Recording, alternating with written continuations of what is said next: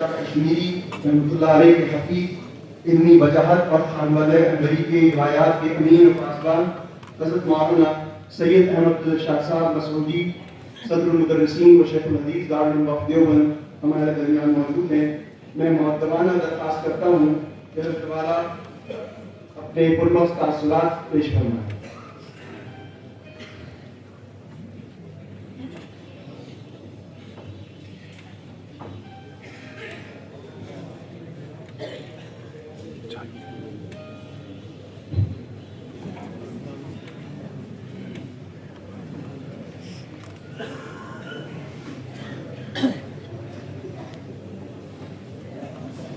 بسم اللہ الرحمن الرحیم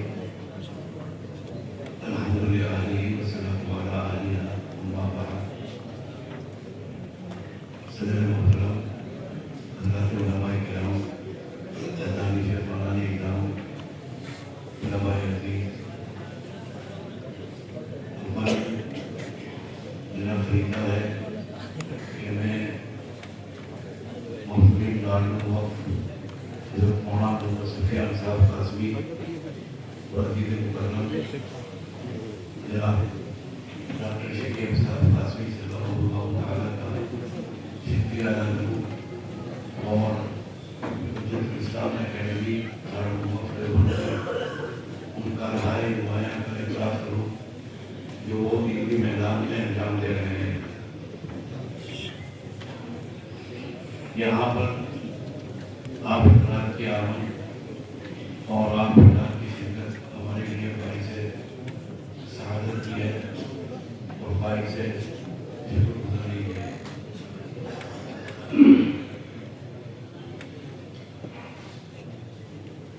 دارالعلوم دیوبند اور اس کے اکابر کا وقتی تذکرہ اور ان کے خیالات اور افکار سے واقفیت ہمارا سرمایہ حیات ہے اور ان کی نقش قدم پر چلنا ہمارے لیے باعث سعادت ہے۔ عجیب بات یہ ہے کہ مشہور اردو کی چراغ درے اندھیرا ہمارے اکابر کے کارنامے، ان کی خدمات اور ان کی مساعی و جدوجہد ان سے غیر و شکوہ کیا خود ہمارے وابستگان مدارس علماء مدارس واقف نہیں ہے۔ وقف دارالعلوم دیوبند کے قیام کے بعد اور اپنی اراضی پر منتقل ہو جانے کے بعد اور ان کی استحکام جب کچھ قدر حاصل ہو گیا تو یہاں پر اسی احساس کے تحت والد مرحوم فخر المحدثین حضرت مولانا سید احمد شاہ صاحب کشمیری نے ایک سلسلہ جاری فرمایا۔ تعلیمی سال کے آغاز میں داخلہ جدید کے بعد اکابر شناسی کے عنوان اور رفتہ اکابر کے عنوان سے ایک سلسلہ جاری کیا، جس میں حضرات اساتذہ وقف دارالعلوم کو پابند کیا گیا کہ وہ مختلف شخصیات اور اکابر کی زندگی اور ان کے کارنامے، ان کی تصانیف، ان کی تعریفات اور ان کے تدریسی خدمات کے اوپر طلباء کے سامنے بیان کریں اور اس کا تذکرہ کریں۔ ان کو اس سلسلے میں اتنی وابستگی اور اتنی شیفتگی تھی اور اتنا اشتغال تھا کہ انہوں نے باقاعدہ اس کو امتحان کے سلسلے میں شامل کیا اور سالانہ امتحان میں باقاعدہ اس کا پرچہ آتا اور اس کا امتحان ہوتا اور تنزلی و ترقی کا مدار اس کے اوپر قائم کیا۔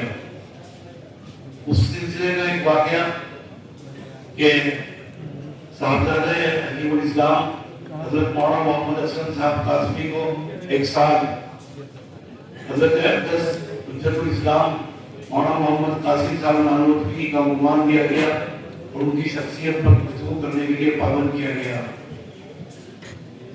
جب حضرت نے اپنے خطابات سے طلباء کو سرفراز فرمایا اور امتحان کا وقت آیا، سالانہ امتحان کا، اور اس کے اندر وہ پرچہ شامل کیا گیا.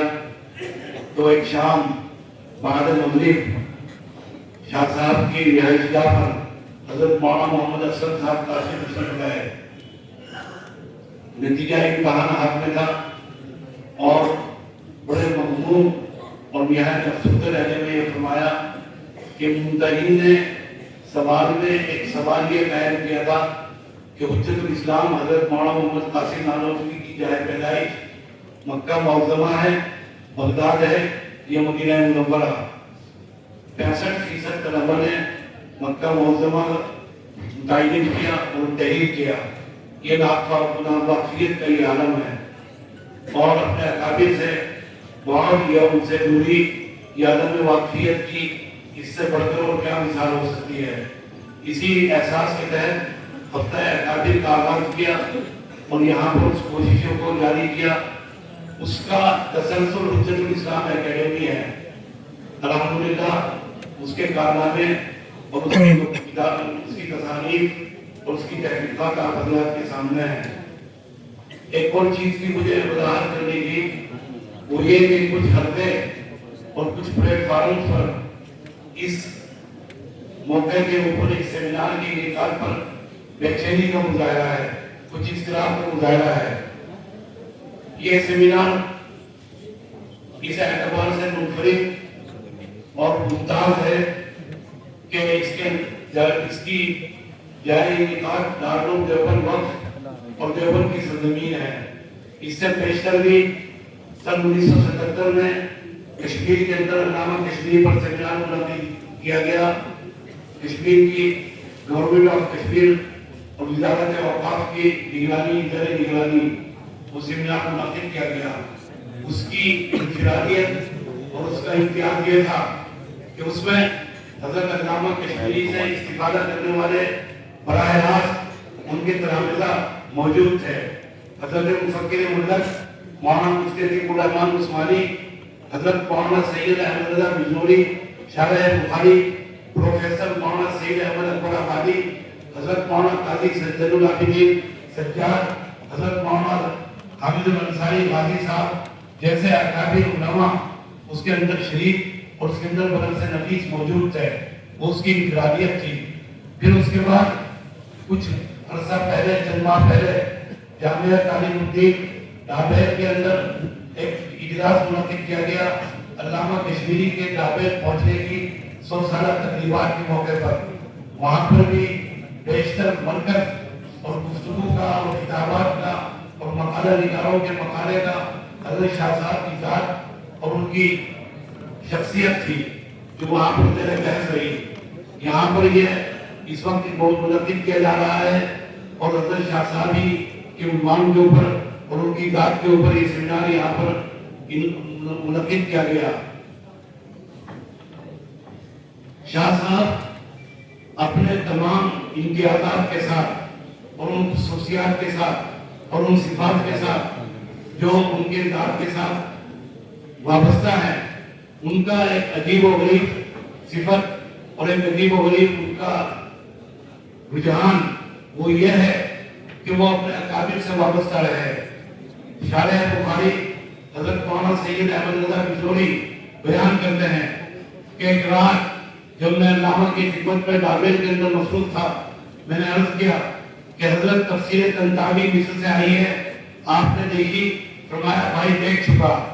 فرض کیا کہ حضرت تصویر کی جماعت پر طنطاوی نے گفتگو کی ہے، دلائل پیش کی ہے. فرمایا کہ بھائی وہ بھی دیکھ چکا.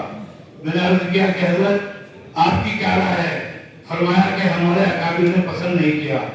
اپنے اکابر پر اتنا اعتماد، ان کے منہج پر، ان کے مشرب پر، ان کے مسلک پر، ان کے علم پر، یہ عجیب و غریب بات ہے. اتنے کثیر اور اتنے واقعی مقدار میں علم ہونے کے باوجود اپنے اکابر پر اعتماد، یہ ان کا انفرادیت اور ان کا وقار اور ان کا اعتماد قابل داد ہے.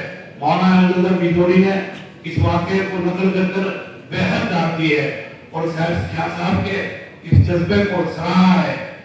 جو بے چینی اور اضطراب پایا جا رہا ہے ان کے سلسلے میں، اس سیمینار کے انعقاد کے سلسلے میں، اور اس کو مضمون نوحہ اور معروف نوع سے تشبیہ دی جا رہی ہے، عرض خدمت ہے کہ بخاری شریف کی روایت ہے کہ سیدنا خالد بن زکوان فرماتے ہیں کہ ربیع بنت معوذ نے بیان کیا کہ جس شب میری شب روسی تھی، اس کی اگلی صبح جناب نبی کریم صلی اللہ علیہ وسلم تشریف لائے، میرے بستر پر آپ تشریف فرما ہو گئے، وجوہریات یضربن بالدف ویندبن من قتل من آبائهن یوم بدر فقالت حتی قالت جاریۃ وفینا نبی یعلم ما فی غد فقال النبی صلی اللہ علیہ وسلم لا تقولی هكذا وقولی ما کنتی تقولین. میرا استدلال وقولی ما کنتی تقولین سے ہے. جناب نبی کریم صلی اللہ علیہ وسلم اپنی منصب نبوت کے نازک احساسات کے ساتھ ان موقع پر اس کا خیال کیے بغیر کہ جو پیغمبر کی ذات کے سلسلے میں عرض کیا بچیوں نے پڑھا کہ آپ ہمارے درمیان ایک ایسے نبی موجود ہیں جو آئندہ آنے والے کل کے بارے میں یا مستقبل کے بارے میں جانتے ہیں، یعنی غیب رکھتے ہیں. منصب نبوت کے حساسیت نے اس کو بھی برداشت نہیں کیا کہ ایک بچی ہے، کم عمر ہے، کم سن ہے، اس کے باوجود آپ نے اپنے فرائض منصبی سے پہلو کہیں نہیں کی، بلکہ آپ نے ارشاد فرمایا، روک دیا کہ یہ مت کرو. یہ تو آپ کے نازک احساسات ہیں عقائد کی درستگی اور اس کی تصحیح کے سلسلے میں.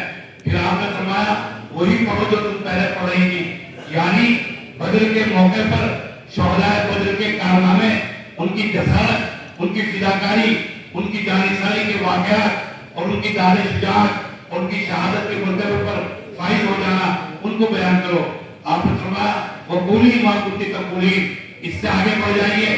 اہل علم جانتے ہیں کہ قرآن مجید کے اندر جہاں انبیاء علیہ السلام کے فرائض منصبی، تبلیغ اور اس اشاعت دین اور جناب نبی کریم صلی اللہ علیہ وسلم کا آپ کے جو سفر مشن کیا گیا من جانب اللہ، احکامات کی تبلیغ، اس کے ساتھ ساتھ انبیاء علیہ السلام کے واقعات، ان کی قربانیاں، ان کی محنتیں، ان کے مسائل، ان کی جدوجہد، ان کی دوڑ، ان سب کو قرآن مجید بیان کرتا ہے.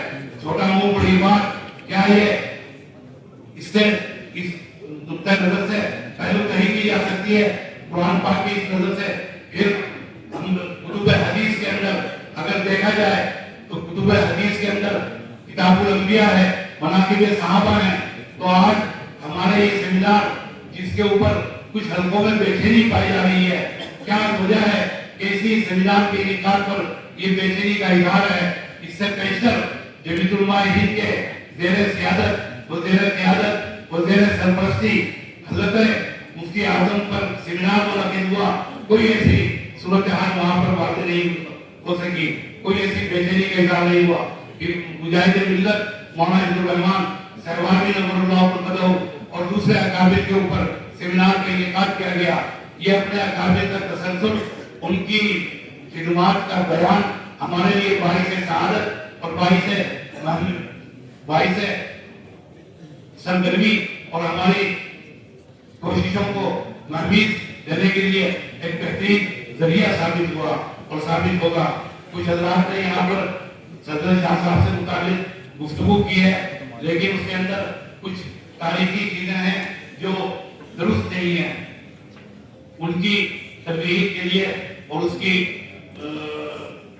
توضیح کے لیے، وضاحت کے لیے پھر کسی اور وقت، کسی اور فرصت میں انشاءاللہ اپنے ان مختصر کلمات کے ساتھ جو بے ترتیب ہے، میرا نام اچانک لیا گیا تو میں معذرت خواہ ہوں کہ اپنے جو جذبات ہیں اور اپنی جو چیزیں ہیں ان کو میں سراست کے ساتھ اور سب کے ساتھ بیان نہیں کر سکا. پھر کسی اور موقع پر واقعی دعوانا الحمدللہ رب العالمین.